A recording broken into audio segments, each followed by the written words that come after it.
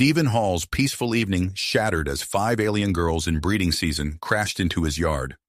The 35-year-old bachelor, accustomed to solitude in his remote cabin, found himself thrust into an interstellar predicament. A deafening crash jolted Stephen from his armchair. He rushed outside, heart pounding, to find a sleek metallic craft embedded in his lawn. Smoke billowed from its crumpled hull, carrying an otherworldly scent. As he approached, a hatch hissed open, revealing 5 unconscious female forms. Their skin glowed with soft bioluminescence, pulsing in gentle rhythms. Humanoid in shape, their alien nature was undeniable. Stephen stood frozen, mind reeling at the implications of this cosmic visitation. One by one, the aliens stirred. Their leader, introducing herself as Solaris, locked eyes with Stephen. A voice resonated in his mind, explaining their presence.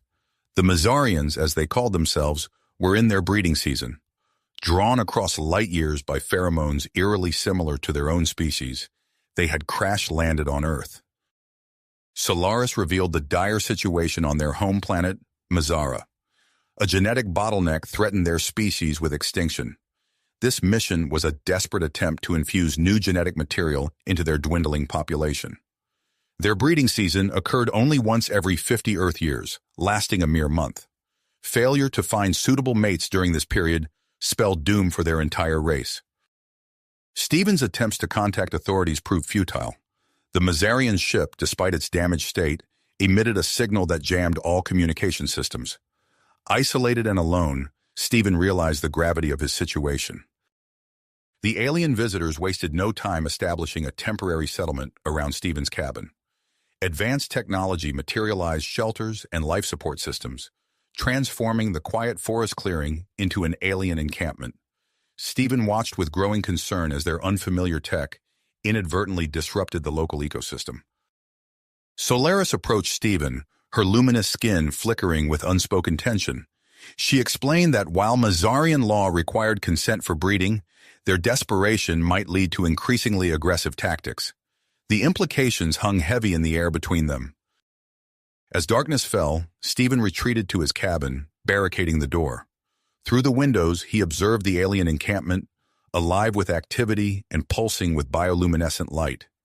The next month loomed before him, a test of his resolve and humanity's capacity to handle an unprecedented extraterrestrial encounter. Stephen Hall, an ordinary man in extraordinary circumstances, faced a month-long siege by 5 determined alien females. His choices would not only shape his own fate, but potentially influence the survival of an entire alien species. As he fortified his cabin, Stephen steeled himself for the challenges ahead, knowing that the next 30 days would push him to his limits and beyond. As the first light of dawn crept over the horizon, Stephen uncovered the windows of his cabin, his eyes straining to assess the transformed landscape. The once familiar clearing now pulsed with alien life, a stark contrast to the quiet forest he'd grown accustomed to over the years. Steeling himself, Stephen unbarred the door and stepped outside. The cool morning air carried an unfamiliar scent, a mixture of ozone and something vaguely floral. His yard had become unrecognizable overnight, now dotted with translucent biodomes that shimmered in the early light. Advanced life support systems hummed quietly, their sleek designs a jarring juxtaposition against the rustic backdrop of his cabin. As Stephen cautiously approached the nearest structure, movement caught his eye. A squirrel darted erratically across the clearing, its movements twitchy and unnatural. Overhead, the usual morning chorus of birdsong was noticeably absent, the sky eerily empty of winged silhouettes. "The wildlife seems disturbed," Stephen murmured, more to himself than anyone else.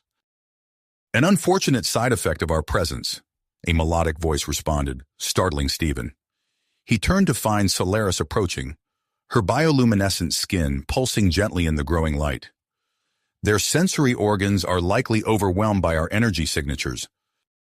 Stephen nodded, struggling to maintain his composure in the face of such otherworldly beauty. I'd like to talk," he managed, "to understand more about why you're here and what exactly you want from me." Solaris inclined her head, a gesture eerily human. "Of course, please, join us." She led Stephen to a clearing where the other 4 Mazarians had gathered. Each alien female possessed a unique pattern of bioluminescence, their skin shimmering with colors that seemed to defy the human visual spectrum. "I believe introductions are in order," Solaris began. "You've met me. These are Lyra, Nova, Celeste, and Aurora." As each name was spoken, the corresponding alien gave a slight bow. Stephen nodded in acknowledgement, his palms sweating at the surreal situation. "We each possess abilities that have evolved to ensure our species' survival," Solaris continued. She approached a withered plant at the edge of the clearing. With a gentle touch, the plant sprung to life, leaves unfurling and flowers blooming in a matter of seconds. "I can manipulate plant life." Lyra stepped forward next, her skin rippling with blues and greens. She raised her hand and a stream of water rose from a nearby puddle, dancing in intricate patterns before her. "I control water," she explained, her voice like a babbling brook. Nova flexed her arms, her magenta skin flaring brightly. With a single motion, she lifted a boulder that must have weighed several tons, holding it aloft as if it were made of styrofoam. "Enhanced strength," she said simply. Celeste's pale blue skin flickered, and suddenly a shimmering dome appeared around her. "Force fields," she stated, her voice muffled by the barrier. Finally, Aurora approached Stephen. Her golden skin pulsed warmly, and Stephen felt a wave of calm wash over him. "I can influence emotions," she said softly, "but I won't do so without your permission." Stephen's head spun with the implications of their abilities. "And these powers, they would be passed on to any offspring?" Solaris nodded. "Yes, along with other genetic enhancements, our offspring would be stronger, more resilient to disease, and potentially possess abilities beyond what we can currently imagine." As Stephen processed this information, a distant rumble caught his attention. Vehicles were approaching. Within minutes, a convoy of black SUVs and military trucks had surrounded the property. Men in suits and uniforms poured out, quickly establishing a perimeter.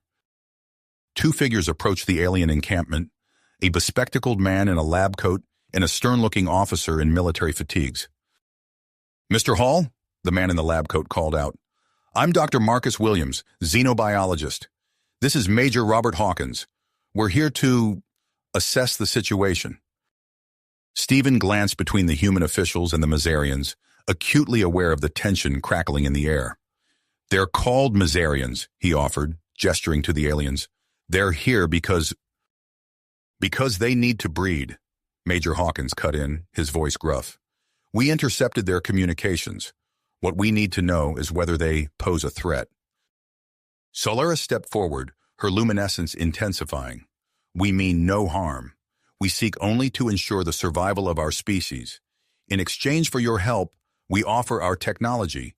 We can transform barren lands, purify water, enhance crop yields, or terraform our planet for your own purposes," Major Hawkins interrupted. "How do we know your intentions are peaceful?" The tension escalated rapidly. Nova's skin flared brightly, her enhanced muscles tensing. Celeste's force field shimmered into existence around the Mazarians and Stephen.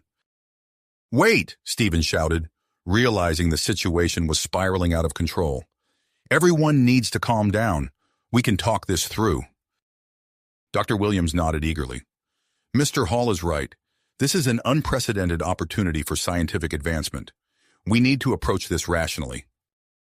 Major Hawkins scowled but lowered his weapon. "Fine, but one wrong move, and we'll be forced to take action."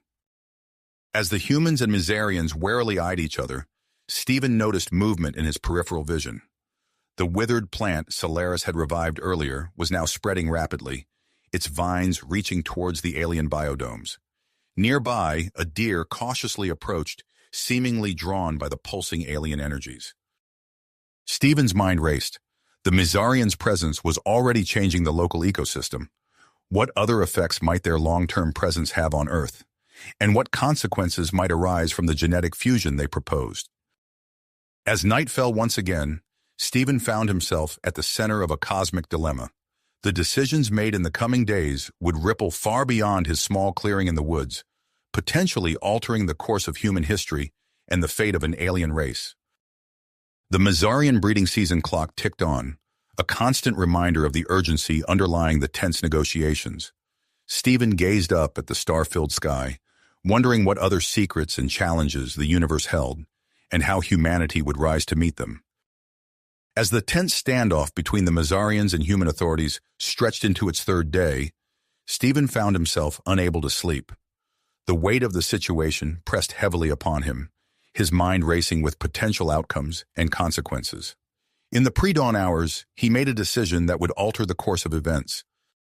Stepping out of his cabin, Stephen approached the gathered groups. "I have a proposal," he announced, his voice steady despite his inner turmoil. All eyes turned to him, human and alien alike. "We need to find a middle ground," Stephen continued. "I suggest we conduct controlled experiments to test the compatibility and potential benefits of human-Mazarian genetic fusion." Dr. Williams' eyes lit up with excitement. "Yes, this could provide invaluable scientific data." Major Hawkins frowned, his brow furrowing. "And what if these experiments go wrong? We can't risk—" "I'll be the first test subject," Stephen interrupted. "We can start with a partial fusion between myself and Solaris." The Major's objections died on his lips as he considered the proposal. After a long moment, he nodded reluctantly. "Fine, but it happens under strict military supervision." Within hours, a mobile laboratory was set up at the edge of the clearing. Stephen lay on a metallic table, his heart pounding as Mazarian devices hummed around him. Solaris stood nearby, her luminescent skin pulsing with anticipation. "Are you certain about this?" she asked, her telepathic voice tinged with concern. Stephen nodded. "It's the only way to move forward." The procedure began. Stephen felt a warm sensation spreading through his body, starting from his core and radiating outward. His skin tingled, and behind his closed eyelids, he saw bursts of color he'd never experienced before. Hours passed. When Stephen finally opened his eyes, he gasped. The world looked different. Colors were more vibrant, and he could perceive subtle energy patterns in the air. Dr. Williams leaned over him, eyes wide with fascination. "How do you feel?" Stephen sat up slowly, marveling at the lack of discomfort. "I feel incredible." Over the next few days, the changes became more pronounced. Stephen's skin developed a faint, pulsating glow. He found he could communicate telepathically with the Mazarians, an experience that left him both exhilarated and overwhelmed. During a strength test, Stephen effortlessly lifted weights that would have been impossible for him before. Later, while walking through the woods, he absent-mindedly touched a withered sapling. To his amazement, the plant sprang to life, leaves unfurling before his eyes. Dr. Williams was ecstatic. "Your physical capabilities have increased exponentially," he explained, poring over test results. "And your immune system, it's remarkable. You seem resistant to every pathogen we've exposed you to." However, Stephen's enhanced abilities came with unexpected consequences. The forest around the clearing began to change. Plants grew at an accelerated rate, their leaves larger and more vibrant than before. Animals behaved strangely, displaying increased intelligence and an apparent attraction to Stephen's presence. One morning, Stephen found a group of deer standing at the edge of the clearing, their eyes fixed on him. As he approached, he sensed their curiosity and lack of fear. A squirrel darted up his leg and perched on his shoulder, chittering in a way that seemed almost conversational. Major Hawkins watched these developments with growing concern. "This is getting out of hand," he growled. "We need to contain this before it spreads further." News of the experiment leaked to the public, sparking heated debates and protests. Crowds gathered in nearby towns, their chants audible even from the isolated clearing. Some signs read, "Embrace the future," while others demanded, "Aliens go home." Amidst this chaos, the other Mazarians approached Stephen. Lyra, her skin shimmering with blue-green hues, spoke first. "We wish to undergo the fusion as well," she said, "with willing human partners, of course." Nova nodded, her magenta skin flaring. "More data would benefit both our species." Before Stephen could respond, Major Hawkins interjected. "Absolutely not. We have no idea of the long-term consequences. This experiment stops now." Dr. Williams, however, had other ideas. "Actually," he said, adjusting his glasses, I believe expanding the experiment could provide crucial information. We need a larger sample size to draw meaningful conclusions. As the argument escalated, Stephen found himself lost in thought. His newfound connection to the natural world filled him with awe, but also with a sense of responsibility. He could feel the pulse of life around him, the delicate balance of the ecosystem. The idea of altering this on a global scale was both thrilling and terrifying. A sudden commotion from the Mazarian ship drew everyone's attention. Solaris emerged, her expression grave.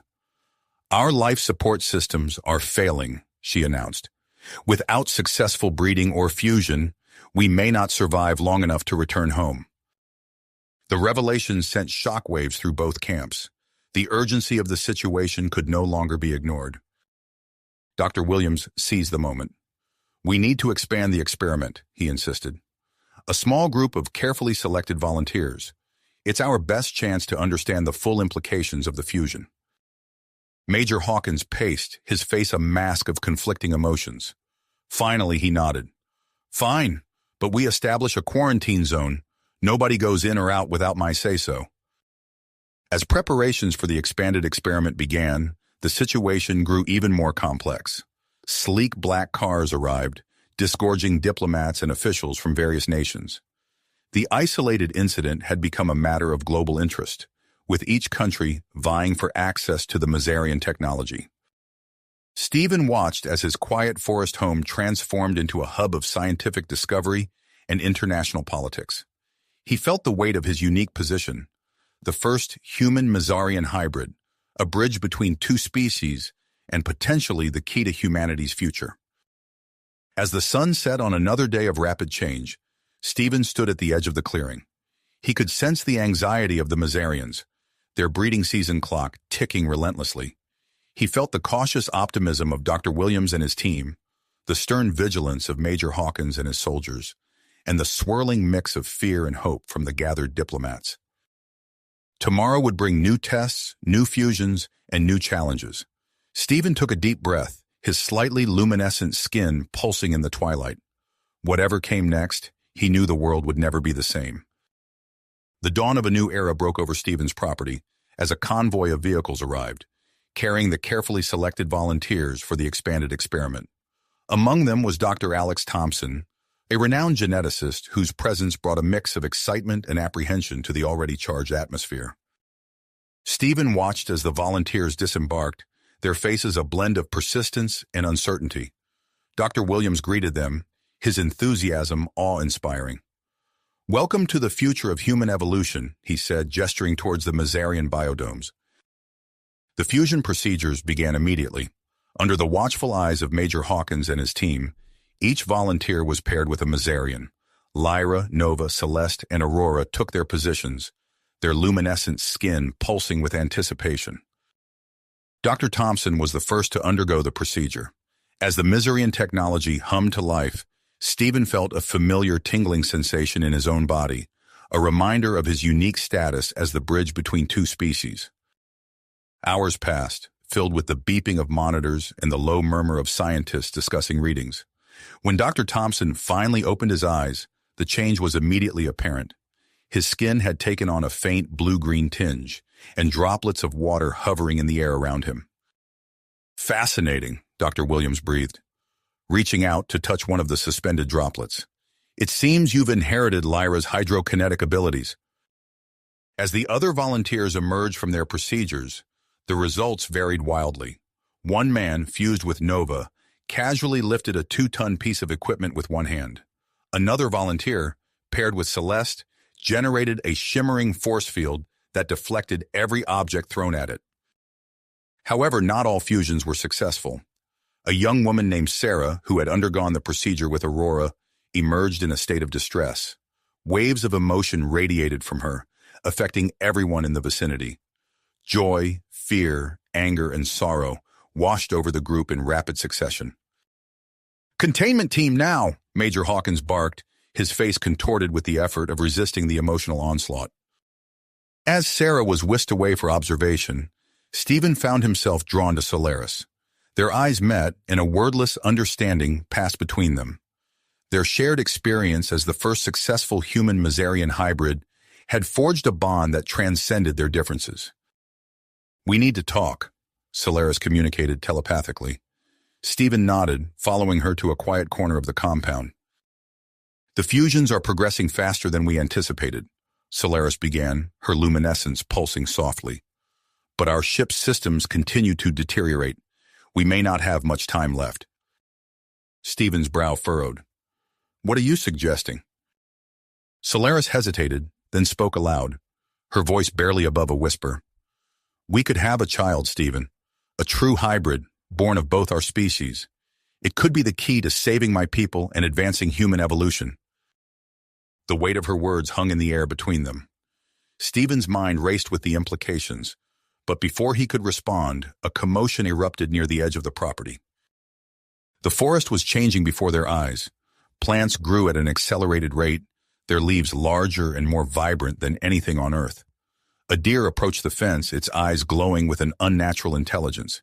It stood on its hind legs and placed its front hooves on the barrier, studying the humans and Mazarians with unmistakable curiosity. Dr. Thompson approached, water droplets swirling around his hands. "The ecosystem is responding to our presence," he observed. "It's as if the entire forest is evolving to match our new hybrid state." Major Hawkins surveyed the scene, his expression grim. "This is getting out of hand. We need to contain this before it spreads further." He turned to his communications officer. "Get me the Secretary of Defense. We're implementing Protocol Omega." Within days, construction began on a massive containment dome over the entire experiment site.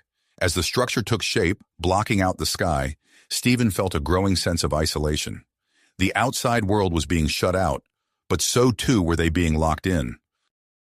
Dr. Williams, however, was too excited by his latest discovery to be concerned about the dome. "The Mazarians' bioluminescence," he explained, poring over data on a holographic display. "It's not just for show. They're living solar panels, capable of harnessing and storing enormous amounts of energy." The implications were staggering. If this ability could be replicated on a larger scale, it could revolutionize Earth's energy production. But as the research progressed, so too did the threats from the outside world. A group of eco-terrorists, fearful of the long-term consequences of human-Mazarian hybridization, launched an attack on the facility. They breached the outer perimeter, armed with weapons and dedication to put an end to the experiment. Stephen found himself at the forefront of the defense. Instinctively, he reached out with his mind, connecting with the other hybrids. Together, they formed a united front against the intruders. Dr. Thompson manipulated water from a nearby pond, creating a barrier that swept away the first wave of attackers. The volunteer fused with Nova, lifted a truck, and used it as a shield against gunfire. Celeste's force field deflected explosives, while Stephen himself tapped into his ability to control plant life, using vines and roots to ensnare the remaining terrorists. As the dust settled and the attackers were rounded up, Stephen realized that this was just the beginning. The world outside was changing, reacting to their existence with a mix of fear and fascination. Inside the dome, life continued to evolve. New plant species emerged, bearing characteristics of both Earth and Mazarian flora.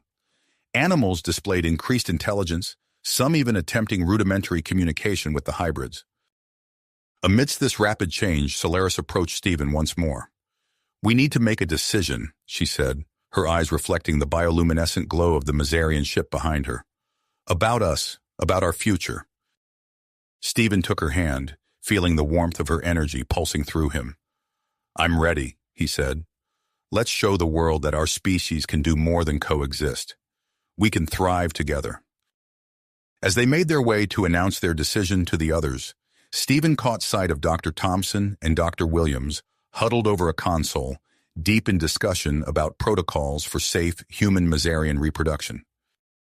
The containment dome loomed above them, a symbol of humanity's fear of the unknown.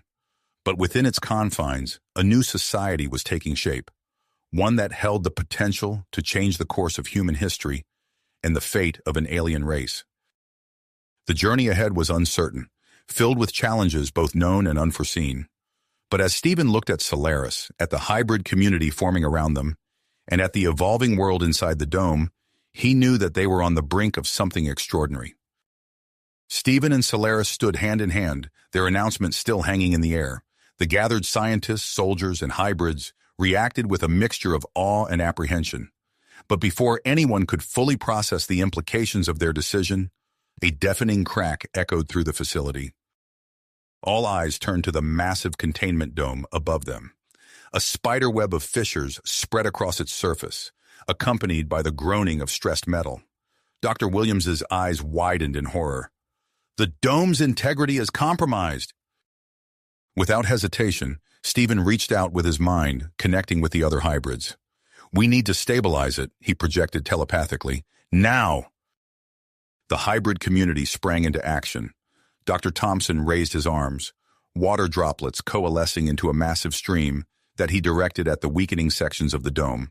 The volunteer fused with Nova used her enhanced strength to brace falling support beams. Celeste projected her force field upwards, creating a second layer of protection beneath the failing structure. Stephen closed his eyes, concentrating intensely. Vines and roots burst from the ground, weaving themselves into a living lattice that climbed the walls of the dome. The plant matter thickened and hardened, reinforcing the weakened areas. As the immediate crisis subsided, Major Hawkins barked orders into his comm unit. I want a full structural analysis now, and get me a team of engineers. We need a permanent solution. Inside the Mazarian ship, alarms blared. Solaris rushed to a console, her fingers dancing over the alien controls. The ship's systems are online, she announced, her voice tinged with surprise. It's sending out a signal. Major Hawkins pushed his way to her side, his face a mask of suspicion. What kind of signal? He demanded. Solaris's luminescence pulsed with agitation. It's a distress call, she admitted. To my homeworld. The Major's expression darkened. Shut it down, now. I can't, Solaris replied, her hands still moving over the console. The systems locked me out. As tension mounted in the ship, Dr. Williams and Dr. Thompson huddled over a holographic display in the main lab. The image showed a rapidly developing fetus, its features a blend of human and Mazarian characteristics. This is extraordinary, Dr. Thompson muttered, manipulating the image to zoom in on specific structures. The rate of development is unlike anything we've seen in either species. Dr. Williams nodded, his excitement scarcely controlled. At this rate, the gestation period could be reduced to a matter of weeks, maybe even days. The implications hung heavy in the air between them. If all the hybrid pregnancies progressed at this rate, they could be facing a population explosion within the confines of the dome. Outside the facility, the evolving ecosystem continued its rapid transformation. New plant species sprouted from the earth, their leaves shimmering with bioluminescence. A deer-like creature with iridescent fur approached the edge of the compound, its 6 eyes blinking curiously at the humans and hybrids beyond. Dr. Williams pressed a hand against the reinforced glass, wonder written across his face. We're witnessing the birth of an entirely new biosphere, he breathed. The sound of helicopters cut through the air, drawing everyone's attention. A convoy of vehicles followed on the ground, bearing the insignia of the United Nations. As they approached the main gate, Major Hawkins strode out to meet them, his posture rigid with tension. A team of international scientists emerged from the lead vehicle, led by a stern-faced woman in a crisp suit. I'm Dr. Elena Volkov, she announced, her accent hinting at Eastern European origins. We're here to study and document the ecosystem within this containment zone. Major Hawkins stood his ground. This is a highly sensitive area, Doctor. I can't just let you... Your superiors have already cleared us, Dr. Volkov interrupted, producing a tablet with official documentation. The world needs to understand what's happening here. As the new arrivals set up their equipment, Stephen felt a wave of dizziness wash over him. He stumbled, catching himself against a nearby table. Solaris was at his side in an instant, her cool hand on his forehead. What's wrong? She asked, her voice permeated with concern. Stephen shook his head, trying to clear the fog from his mind. I don't know. I feel different, stronger somehow. Around them, other hybrids were experiencing similar sensations. The volunteer fused with Nova accidentally crushed a metal chair in his grip, while Celeste's force field flickered and expanded, pushing back nearby equipment. Dr. Thompson approached, his water droplets swirling agitatedly around him. "It seems the pregnancies are affecting all of us," he observed. "Our abilities are intensifying, becoming harder to control." Major Hawkins watched the scene unfold, his hand resting on his sidearm. "This is getting out of hand," he muttered to his second-in-command. "Implement containment protocol beta. I want these hybrids under constant surveillance." As armed soldiers moved to strategic positions around the facility, Stephen felt a ripple of unease pass through the hybrid community. He turned to Solaris, taking her hands in his. "Whatever happens," he said softly, "we're in this together." Solaris nodded, her luminescence pulsing in sync with his. As they stood there, surrounded by the chaos of their rapidly changing world, neither of them noticed the faint, rapid heartbeat emanating from Solaris's abdomen, the first sign of a new life that would change everything. Everything. The first signs of Solaris's labor caught everyone off guard. A sudden gasp escaped Solaris's lips, her luminescence flaring brightly. Stephen felt her grip tighten on his hand as she doubled over. "It's happening," she breathed, her eyes wide with a mixture of excitement and fear. At that moment, an ominous creaking sound echoed throughout the facility. The reinforced dome above them shuddered, new cracks spiderwebbing across its surface. Alarms blared as the structural integrity reached a critical point. Stephen's mind raced. He needed to ensure Solaris's safety while also addressing the impending dome collapse. Without hesitation, he reached out telepathically to the hybrid community. "The dome is failing. We need to act now." As if orchestrated by an unseen conductor, the hybrids sprang into action. Dr. Thompson guided streams of water to the weakest points, creating a supportive hydraulic pressure. The volunteer fused with Nova used her enhanced strength to brace falling support beams. Celeste's force field expanded, providing an additional layer of protection. Stephen closed his eyes, concentrating intensely. Vines and roots erupted from the ground, weaving themselves into a living lattice that climbed the walls of the dome. The plant matter thickened and hardened, reinforcing the weakened areas. As the hybrid community worked to stabilize the dome, Dr. Williams and Dr. Thompson rushed Solaris to the medical bay. Stephen followed, torn between his duty to the facility and his commitment to Solaris. Inside the medical bay, the two doctors marveled at the unprecedented nature of Solaris's labor. Her skin pulsated with intense bioluminescent energy, casting an otherworldly glow throughout the room. Solaris's breathing quickened, her body adjusting to the accelerated process. Dr. Williams monitored a holographic display of Solaris's vitals.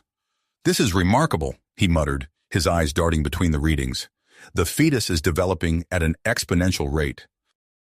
Stephen took Solaris's hand, channeling his energy to help stabilize her condition. He could feel the rapid changes occurring within her body, the melding of human and Mazarian biology, creating something entirely new. Outside the facility, news of the impending birth spread like wildfire. News agencies set up camps at the perimeter, broadcasting live updates to a global audience. The world watched with anxious anticipation as history unfolded within the containment zone. Major Hawkins paced anxiously at the edge of the compound, his hand hovering near his sidearm. He spoke in hushed tones to a group of elite soldiers, equipped with experimental gear. "Remember your training," he instructed. "We don't know what to expect in there." As the soldiers prepared to breach the perimeter, Stephen's heightened senses picked up on their approach. He sent out a telepathic warning to the hybrid community, urging them to be ready for a potential confrontation. Just as Major Hawkins gave the order to move in, a brilliant light erupted from the Mazarian ship. An energy shield enveloped the entire facility, its iridescent surface shimmering in the afternoon sun. The soldiers' weapons fizzled uselessly against the barrier, forcing them to fall back. Inside the medical bay, Solaris's labor intensified. Her cries of pain mingled with the continuing alarms from the dome's structural warnings. Stephen held her hand tightly, his other palm pressed against her swollen abdomen. "You're doing great," he encouraged, feeling the pulse of new life beneath his fingers. "Just a little more." With a final intense surge of energy, Solaris gave birth to their son. The infant's first cry was unlike anything they had ever heard, a melodic sound that seemed to resonate with the very air around them. Dr. Thompson carefully cleaned the newborn, his eyes wide with wonder. "It's a boy," he announced, placing the child in Solaris's arms. The baby, whom they would name Orion, opened his eyes. They shimmered and shifted colors, reflecting the emotions swirling within him. His skin glowed faintly, a perfect blend of his parents' traits. As Solaris cradled Orion, Stephen felt a wave of love and protectiveness wash over him. But there was no time to fully absorb the moment. The facility around them hummed with activity and tension. Dr. Williams burst into the room, his face flushed with excitement. "You need to see this," he said breathlessly, gesturing for them to follow. Carefully supporting Solaris and Orion, Stephen helped them to the main laboratory. The sight that greeted them was astonishing. The evolved ecosystem within the dome had kicked into overdrive. Plants grew at visible rates, their leaves shimmering with bioluminescence. Through the reinforced windows, they could see animals developing new traits before their eyes. "It's as if Orion's birth triggered some kind of accelerated evolution," Dr. Williams explained, his fingers flying over a console. "The entire ecosystem is responding to his presence." As they watched the rapid changes unfold, the Mazarian ship's systems fully activated. Holographic displays flickered to life, streaming data about Mazarian culture and technology. The information began transmitting to scientific institutions around the globe, marking the beginning of an unprecedented exchange of knowledge. Stephen's attention was pulled in multiple directions. He needed to ensure the safety of Solaris and Orion, manage the evolving ecosystem, and prepare for potential threats from outside. As he looked at his new family, he realized that their challenges were only beginning. The birth of Orion had changed everything. He represented a new chapter in human evolution, a bridge between two species. But as Stephen gazed at his son's shifting eyes, he knew that the path ahead would be fraught with obstacles. Outside the energy shield, Major Hawkins watched the unfolding events with growing unease. His hand clenched into a fist as he turned to his most trusted soldiers. "This isn't over," he said, his voice low and determined. "We need a new plan." Inside the dome, life continued to evolve at a breakneck pace. Stephen and Solaris held Orion close, their family at the center of a storm that would reshape the future of two worlds. Species. The tranquility of the moment was shattered as a thunderous crack echoed through the facility. The dome, already strained by the rapidly evolving ecosystem within, began to buckle under the immense pressure. Stephen's eyes widened in alarm. "Everyone, brace yourselves," he shouted, his voice carrying both through the air and telepathically to the hybrid community. The hybrids sprang into action, their enhanced abilities working in concert to reinforce the failing structure. Vines and roots continued to weave through cracks. Water streams provided hydraulic support, and force fields shimmered at weak points. But it wasn't enough. With a deafening roar, the dome collapsed. Shards of reinforced material rained down, only to be caught by a web of plant matter and energy fields created by the hybrid defenders. As the dust settled, the full extent of the breach became clear. The contained ecosystem was now exposed to the outside world. Solaris clutched Orion tightly, her luminescence pulsing with anxiety. "Stephen, what do we do now?" Before Stephen could respond, alarms blared throughout the facility. Dr. Williams burst into the room, his face pale. "We've got incoming. Major Hawkins and his team are approaching fast." Through the gap where the dome once stood, they could see a squadron of heavily armed soldiers advancing. Their weapons glowed with an eerie blue light, experimental tech designed to counteract Mazarian abilities. Stephen's teeth gritted in purpose. "We need to protect our people and the ship. It's time to show them what we can really do." As the hybrid community mobilized for defense, Orion squirmed in Solaris's arms. Despite being only weeks old, he had already grown to the size of a human toddler, his eyes swirling with colors fixed on the approaching threat. Suddenly, a shimmering energy field erupted from Orion, expanding rapidly to encompass the entire hybrid community in the Mazarian ship. Major Hawkins and his team found themselves halted in their tracks, unable to penetrate the barrier. "Impossible," Major Hawkins muttered, his hand clenching around his weapon. Inside the protective bubble, Stephen and Solaris stared at their son in amazement. Orion's tiny face was scrunched in concentration, his hands outstretched as he maintained the field. Dr. Thompson approached, his water droplets swirling excitedly. This is unprecedented. Orion's abilities far surpass anything we've seen in either humans or Mazarians. As word of the containment breach spread, the global response was swift. News helicopters circled overhead, broadcasting live footage of the standoff. The United Nations Security Council convened an emergency session, scrambling to address the escalating situation. Within hours, a UN peacekeeping force arrived at the perimeter of the former containment zone. Commander Sarah Williams, leading the operation, stepped forward to address both sides. Major Hawkins, stand down immediately, she ordered, her voice firm. By order of the Security Council, this area is now under UN protection. Major Hawkins hesitated, his team shifting uneasily behind him. After a tense moment, he lowered his weapon, signaling his men to do the same. Commander Williams then turned to the hybrid community.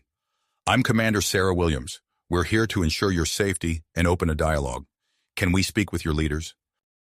Stephen stepped forward, Solaris and Orion at his side. I'm Stephen. We're willing to talk, but our safety must be guaranteed. As negotiations began, the escaped ecosystem continued to spread beyond the former containment zone.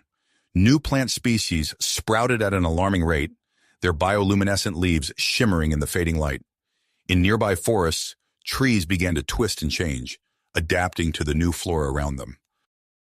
Dr. Williams and his team worked tirelessly to study the rapidly evolving environment. These plants, he exclaimed, examining a fern-like specimen that seemed to be actively purifying the air around it, they could revolutionize our approach to environmental cleanup. Meanwhile, Dr. Thompson focused his attention on Orion. The boy, now physically equivalent to a 5-year-old, displayed an uncanny ability to communicate with the new life forms. It's as if he's connected to them, Dr. Thompson observed, watching Orion interact with a newly evolved species of butterfly. He's not just controlling them, he's part of their ecosystem. As days turned into weeks, the global scientific community descended upon the area. Research stations sprang up along the perimeter, studying everything from the new plant species to the long-term effects of human-Mazarian hybridization. The Mazarian ship, now fully operational, became a hub of activity. Its advanced systems interfaced with Earth's power grids, offering tantalizing glimpses of clean, unlimited energy. Tech companies and governments clamored for access, seeing the potential to solve the world's energy crisis. One evening, as Stephen and Solaris watched Orion play with a group of hybrid children, the ship's communication array crackled to life. A holographic message materialized, showing a group of Mazarians.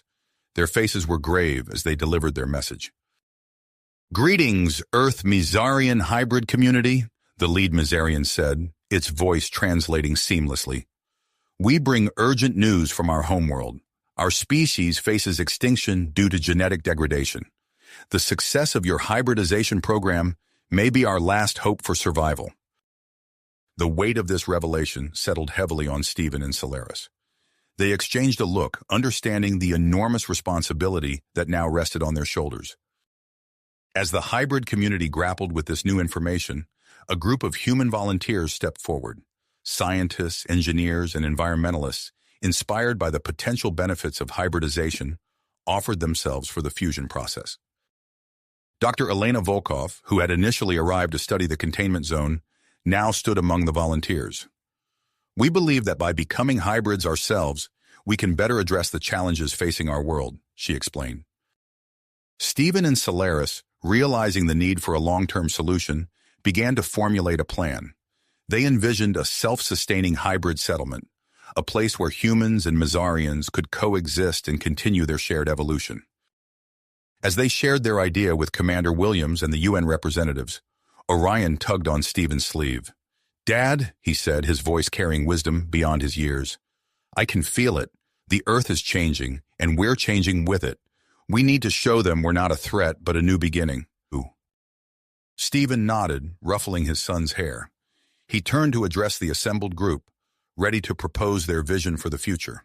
The path ahead was uncertain, but for the first time since the Mazarians arrived, It held the promise of true cooperation and progress. Hope. As Stephen finished outlining their vision for a hybrid settlement, a warm breeze swept through the area, carrying the sweet scent of newly evolved flora. The assembled group stood in thoughtful silence, considering the implications of this bold proposal. Years passed, and the vision Stephen and Solaris had shared that day blossomed into reality. The once isolated containment zone transformed into a thriving community known as Nova Terra. The remote area surrounding Stephen's cabin, which had once been a simple homestead, now bustled with activity and innovation. Orion, now approaching the developmental stage of a human teenager, strolled through the central plaza of Nova Terra. His eyes, still shimmering with ever-changing colors, took in the sight of the gleaming spires and lush gardens that had sprung up around the Mazarian ship. Hybrid children played in the park, their laughter mingling with the melodic songs of alien birds. "Orion!" called a familiar voice. He turned to see his father, Stephen, approaching with a group of UN officials. "Perfect timing," Stephen said, placing a hand on his son's shoulder. "I'd like you to meet the delegation from the United Nations. They're here to finalize Nova Terra's autonomous status." Orion nodded respectfully to the officials, his presence exuding a calm wisdom that belied his apparent age. "Welcome to our home," he said, his voice carrying the same musical quality it had since birth. As they walked through the settlement, Stephen explained the recent developments to the UN representatives. "Thanks to the combined efforts of our hybrid population, we've made significant strides in technology, environmental restoration, and space exploration." The lead UN official, a woman named Ambassador Chen, marveled at the sight of a group of hybrids working on a device that seemed to manipulate gravity itself. "This is truly remarkable," she said. "The advancements you've made here could change the course of human history." Their tour ended at the newly constructed Nova Terra Council building, where Solaris waited to greet them. Her luminescent skin glowed softly in the afternoon light, a stark reminder of her Mazarian heritage. Inside, Dr. Thompson and Dr. Williams were presenting their latest findings to a rapt audience of hybrid and human scientists. As Stephen's group entered, Dr. Thompson's water droplet form coalesced into a more humanoid shape.